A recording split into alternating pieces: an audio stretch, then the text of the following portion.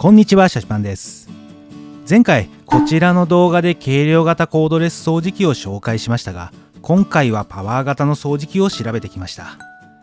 掃除機で最も重視している項目はというアンケートでも、このように吸引力が約半数を占め、次いで価格でした。当然といえば当然の結果かもしれませんが、それだけ吸引力、つまりパワーは重要ということです。この動画を見ていただけると、各メーカーの特徴や評判、自分にはどういった掃除機が合っているのか分かるようになっていますので、ぜひ参考にしていただければ嬉しいです。それではどうぞ。最初に皆さん一度は聞いたことであろうサイクロン式掃除機について簡単に触れておきます。パワー型のコードレス掃除機でよくあるのがサイクロン式掃除機で、竜巻のような風の遠心力で空気とゴミを分離させています。このサイクロンには一段構成のものと多段構成のものがあります。一段構成のものは髪の毛など大きなゴミしか旋回気流で遠心分離できず、微細なパウダー状のホコリなどはこのトゲトゲしたプリーツフィルターでキャッチします。そのため使用しているとフィルターが詰まってきてしまい、メンテを怠れば吸引力が低下します。一方、多段構成のものは2段目で微細なホコリも遠心分離できます。これはサイクロンの遠心分離性能が実質気筒の半径が小さい方が有利で、2段目に小型の気筒を持ってきているからです。多段構成のものはプリーツフィルターがなく、一段構成のものより吸引力維持やメンテ頻度が優れている特徴がありますが、その分重くなりがちです。フィルターがないことからフィルターレスと呼ばれていますが、実際には排気用のフィルターなどはありますので、全くフィルターがないというわけではありません。頻度は違えどフィルターの掃除は必要となることがサイクロン式の明確な弱点で、それならと割り切って紙パック式を選択される方もいます。多段構成で最も有名なのはダイソンで、パナソニックや東芝の上位モデルもこの構成をとっています。シャープ、日立、三菱電機は一段構成です。大きな違いがあるので覚えておいても良いでしょう。なお余談ですが、欧米などで人気のあるサイクロン式の主流は実はアップライト型です。アップライトは縦型とも呼ばれ、サイクロンのすぐ下にヘッドがある構造が特徴。パイプやホースによる圧力損失が少ないため吸引力が強く、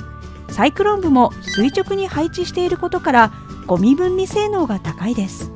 サイクロンはゴミを重力で底面に落としているので、斜めよりも垂直に立てて使うのが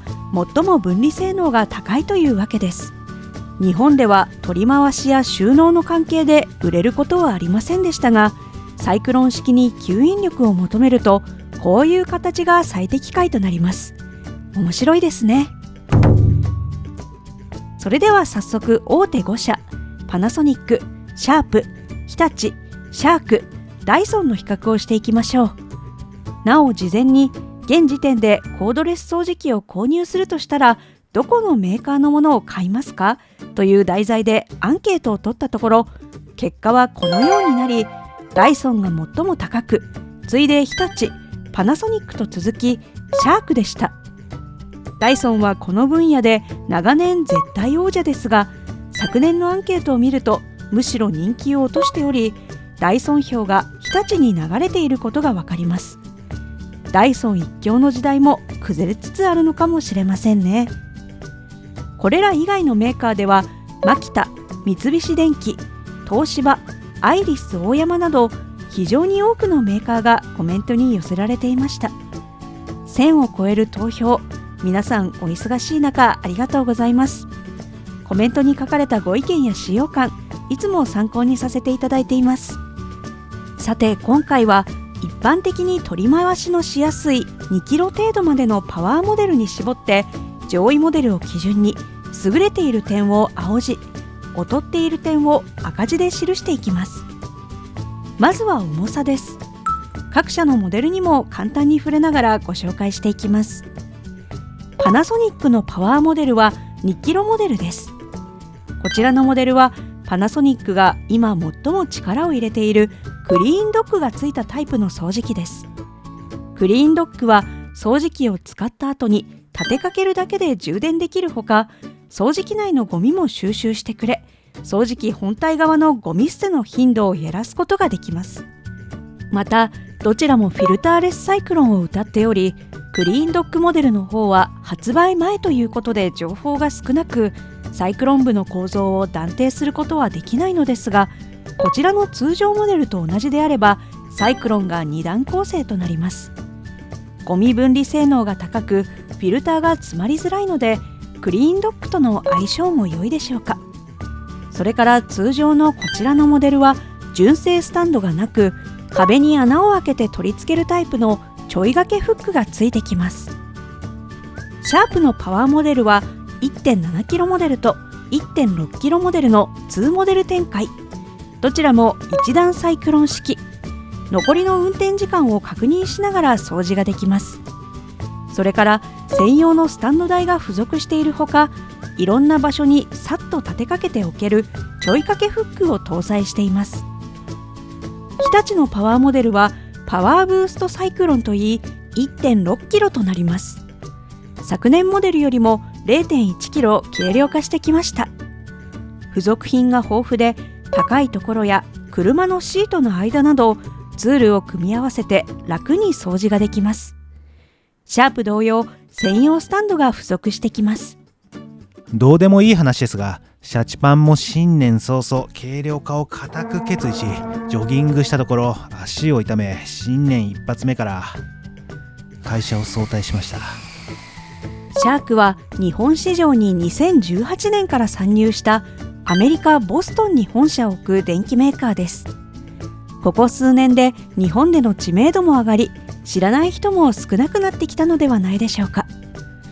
アメリカでの掃除機シェアはあのダイソンを抜きナンバーワンとなり、日本でも話題となりました。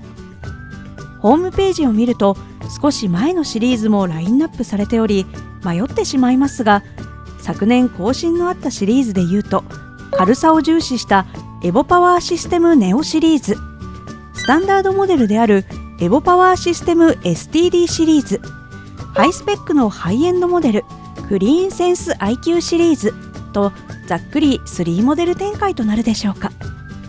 重さは 1.6kg から 2.2kg と幅広く、パナソニック同様クリーンドック付きのモデルに力を入れています。なお今回ご紹介する掃除機では唯一サイクロン機構を持たないモーター吸引の掃除機となります。ダイソンは言わずと知れたイギリスのメーカー、サイクロン掃除機を初めて開発・製造した会社として有名で、それにまつわる特許も多数取得しており、他社への牽制も万全です。今後コードレス掃除機以外の掃除機は開発しないと宣言しているほど、コードレス掃除機に力を入れています。ラインナップは過去モデルも限定モデルとして販売することも多く、機種が多く見えてしまいますが、公式ホームページで現行品扱いのものに絞れば、今回の条件に合うものは2つしかありません。 1.9kg のデジタルスリムと 2.2kg の V12 ディテクトスリムというモデルになります。 2.2kg モデルは 1.9kg モデルの吸引力の 1.5 倍でよりパワフルです。その他の大きな違いは電源スイッチが違い、 1.9kg モデルではトリガー式ですが、 2.2kg モデルではボタン式となっています。トリガー式は電源オンオフが簡単ですが、掃除中引きっぱなしにする必要があるので疲れるという意見がある一方、ボタン式は押せばいいだけですが、ボタン配置的に片手でオンオフできなくなり一長一短です。どちらが良いかは好みによるでしょう。上部に液晶ディスプレイが搭載されていて、 1.9kg モデルであれば現在の吸引モードや残り運転時間が秒単位で表示され、 2.2kg モデルであれば残り運転時間に加えリアルタイムでゴミを分析し、ゴミのサイズや量を確認しながら掃除ができます。純正スタンドは2種あり、片方は壁に穴を開けるタイプなので、気になる方は事前に確認すると良いでしょう。全体としてはこのようになり、重さという点ではシャープ、日立が一歩リードしているでしょうか。続いて運転時間とバッテリー出力です。運転時間は各社自動運転やエコ運転など表記は違いますが、いわゆる標準強モードの時間を記しています。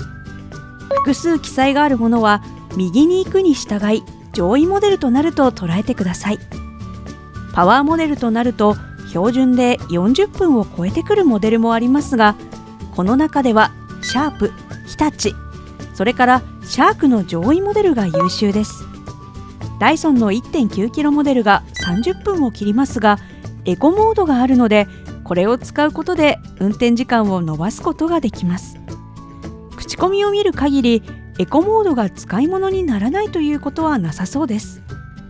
パナソニックの一部のモデル、ダイソンは強モデルが短めですが許容範囲でしょうか。なおシャークはバッテリーが2個ついてくるモデルもあり、この運転時間は2個連続使用した場合のスペックです。1個使用の場合はこの半分になります。それからシャークはモデルによって運転時間に差が大きく、標準モデルは強運転がなく運転時間も短めなので注意です。普段どれぐらい掃除に時間をかけているかで選ぶと良いでしょう。バッテリー出力は吸引力に影響します。実際には各社ヘッド構造の工夫などから吸引力を出していますので、必ずしもバッテリー出力だけが吸引力に影響するわけではありませんが、一つの目安にはなるでしょう。バッテリー出力情報を伏せているメーカーは多くありますが、今回実際に足を運んで実機で確認したり、ネットの写真情報から調べてきました。するとご覧のようになり、シャープ、日立、ダイソンの上位モデルが 25.2V 出力ということで最も優れており、次いでパナソニックでした。一方シャークはサイクロン式ではないので純粋な比較は難しいものの、出力はかなり控えめ。この水準は他メーカーの軽量型モデルと比較しても同水準かそれ以下となります。口コミではブラシのかき出しが強いのか、吸引力に対してのネガティブな意見はそう多くはありませんでしたが、原理的に他社より不利でしょうか。続いてバッテリー着脱と充電時間です。バッテリーは消耗品なので使い続けていくに従い運転時間が減っていきます。着脱が可能であれば修理扱いとならず、バッテリーを買い直すだけで対応ができリーズナブルです。今回比較している各社のモデルですと、軽量モデルと違い全てのメーカーでバッテリー着脱が可能で、シャークの上位モデルを除いて単体購入もできます。少し前までバッテリーを単体購入できるメーカーは少なかったのですが、最近は各社対応が進みつつあります。またバッテリーが単体で充電が可能ならば、予備バッテリーを持つことで掃除している間にも充電しておくことができます。この中ではシャープ、ダイソン、シャークの一部のモデルが該当しますので、20○という評価にしています。ご自身の使いたい環境に合わせて選択するのが良いでしょう。充電時間は 3,4 時間が多い中、シャープが優れており、次いで日立となります。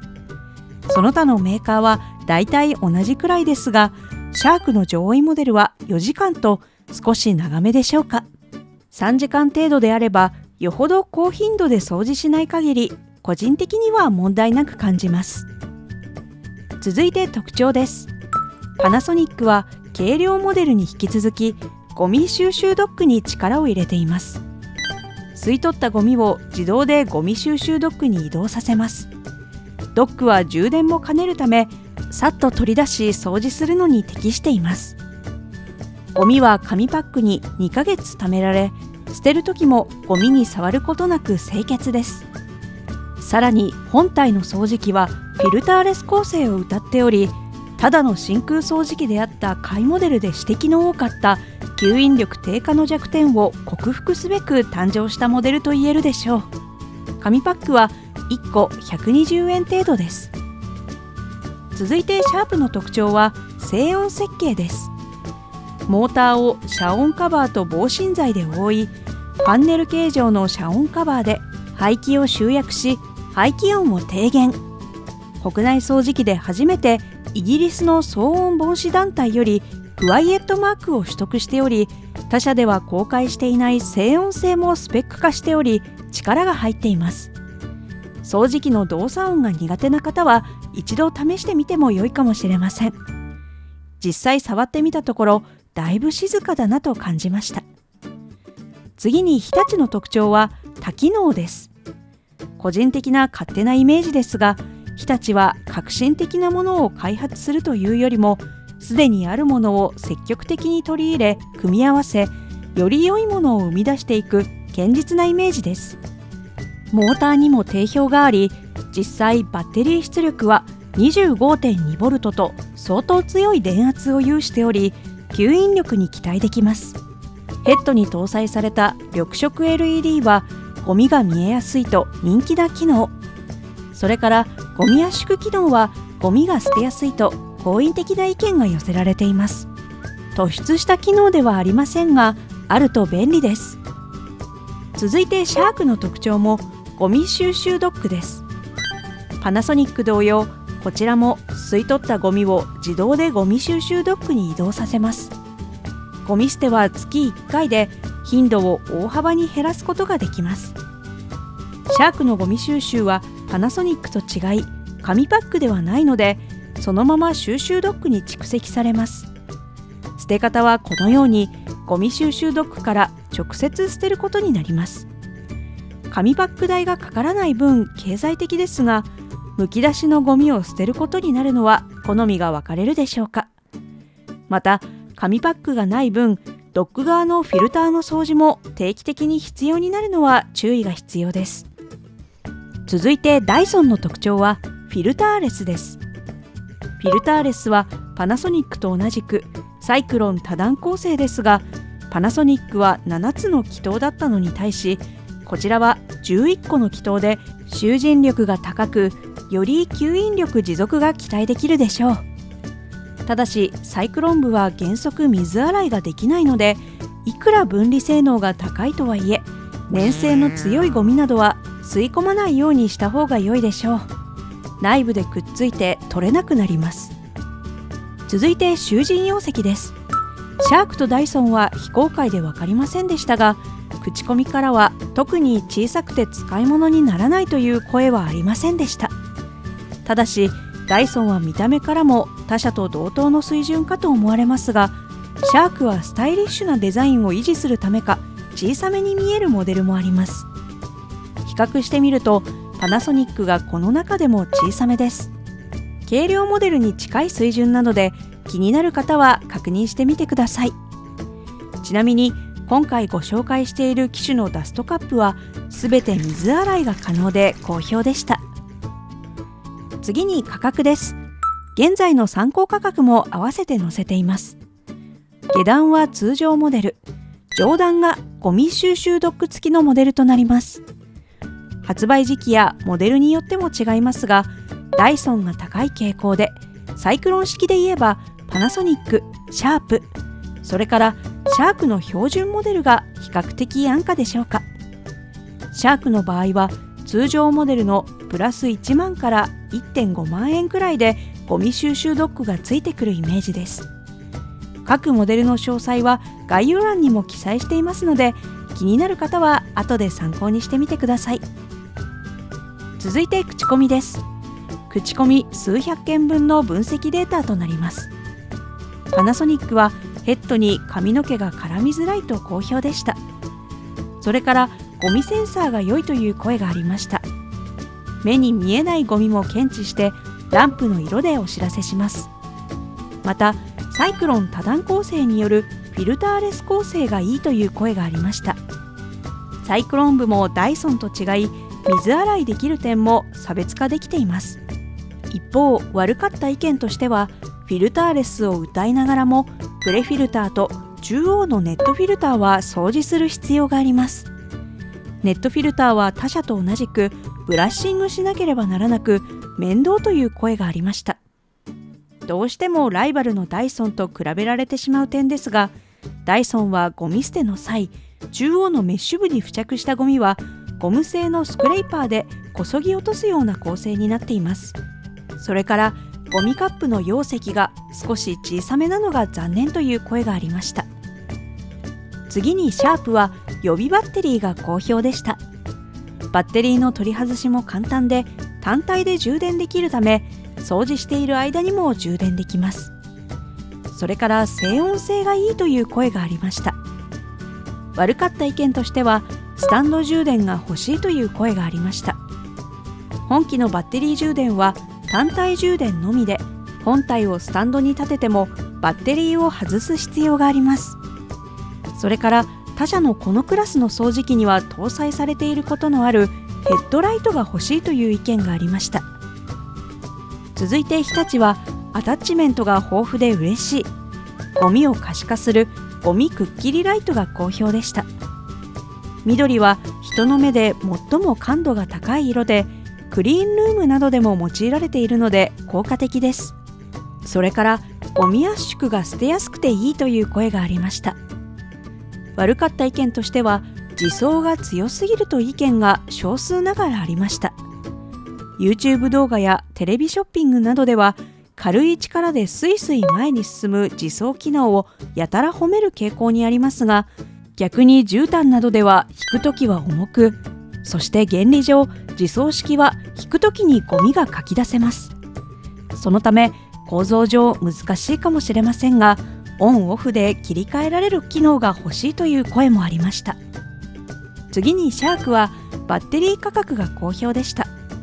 他社では1万円以上しますが、シャークは4400円と安いです。ただし上位モデルの 14.8V のバッテリーは現在のところ単体購入はできないようです。今後に期待です。それからこちらもゴミセンサーが好評でした。ゴミの量に応じて吸引力が変わります。他にも床のタイプに応じてブラシ回転を調整するフロアセンサーや、上位モデルとなると壁際を検知するエッジセンサーや、暗所でヘッドライトの明るさを調整するライトセンサーなど多彩なセンサーが追加されます。フロアセンサーはロボット掃除機でもありますので有効的かと思います。悪かった意見としては、ゴミ捨てがやりづらいという声がありました。ワンタッチで捨てられるのは好評なものの、ゴミが散りやすい、構造上カップが隅々まで洗いづらいという意見がありました。またゴミ収集ドックについても紙パック代がかからないものの、定期的にボックスの手入れが必要となります。ここは好みが分かれそうです。その他には音がうるさい、シャチパンはあまり感じませんでしたが、グリップが太くて手の小さい方にとっては握りづらいという声が一部に上がっていました。ダイソンなども含みますが、海外製の掃除機はこういったグリップやパイプの長さが日本人と合わないケースがありますので、可能であれば量販店などで実機を確認すると良いでしょう。続いてダイソンはもはや説明不要でしょうが、フィルターレス構成が好評でした。特に 2.2kg モデルは吸引力を褒める声もより多かったように感じました。それから日立同様 2.2kg モデルのゴミ可視化機能を褒める声がありました。悪かった意見としては、ゴミやホコリに触れずに簡単にゴミ捨てができますが、ホコリが散りやすく注意が必要です。取説でも袋に包んで捨てるイラストがありますので、袋の中で捨てるといいでしょう。またカーペットや絨毯でゴミが取れないという声が上がっていました。ダイソンのソフトローラーヘッドは確かに絨毯には不向きなので手間はありますが、モーターバーヘッドを用いるといいでしょう。なお油などの粘性を帯びたゴミを吸い取った際に内部にくっついて排気が気になる場合があるようです。その場合は自己責任で水洗いするか、ブロワーなどで風を内部に送ることで取れる場合があります。匂いが気になった際は一度試してみてください。最後に満足度です。これは現モデルから一つ前までのパワーモデルを対象とした5点満点の満足度平均点数です。過去集計したデータからもどう推移したか見てみましょう。横軸が時間軸、縦軸が満足度点数です。今回は少し動きがあったでしょうか。ダイソンはほぼ横ばい。それ以外のメーカーは点数を上げました。全体的に各社高い点数に推移しながらも、今回の満足度ではシャープが最も高く、次いでパナソニックでした。シャープは静音設計が刺さる人には刺さったのと、パナソニックはフィルターレスのサイクロン式掃除機が実用レベルまで軽量化され、昨年に引き続き高い点数でした。なお、ゴミ収集モデルは未発売のため、その点数は含まれていません。さて、まだご紹介できていない項目はあるのですが、各社の特徴をざっと比較してみました。価格とも相談ですが、フィルターレス構成に魅力を感じた方はダイソン。同じくフィルターレス構成で水洗いができ、ゴミ収集ドッグもいいなと感じた方はパナソニック。静音性を重視したい方はシャープ。多彩な機能がまとまっていてバランス重視なら日立。ゴミ収集ドッグがあり、多彩なセンサーに魅力を感じた方はシャークが候補となるでしょうか。今回ご紹介した内容を踏まえ、量販店などで最終確認をしてみてください。また、本機をお持ちの方でご意見や使用感などございましたら、ぜひコメント欄にいただければなと思います。それでは今回はこの辺で、次回の動画でまたお会いしましょう。チャンネル登録、高評価よろしくお願いします。また見てくださいね。また見てね。